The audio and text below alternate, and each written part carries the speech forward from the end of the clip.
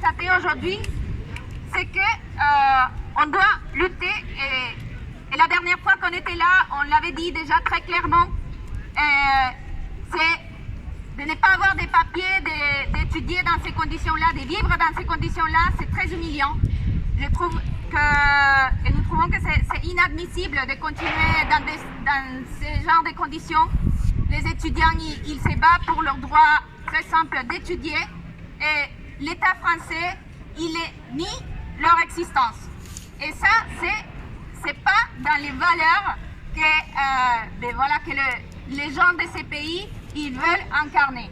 Du coup, nous pensons que c'est très important de continuer cette lutte, de l'amener jusqu'au bout, d'essayer d'élargir tous les liens de solidarité qu'on peut avoir avec toutes les universités, tous les étudiants et tous les collectifs qui sont en lutte aussi.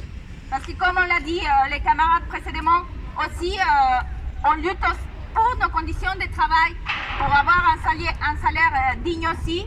Et malheureusement, quand on n'a pas de papiers, on ne peut pas avoir un logement, on ne peut pas avoir accès à la santé, on ne peut pas avoir le droit à circuler librement dans les territoires. Et ça, pour nous, c'est inadmissible. Aujourd'hui, il y a aussi beaucoup de camarades et des étudiants dans l'université qui arrivent en raison d'un conflit international en ce moment qui est en cours.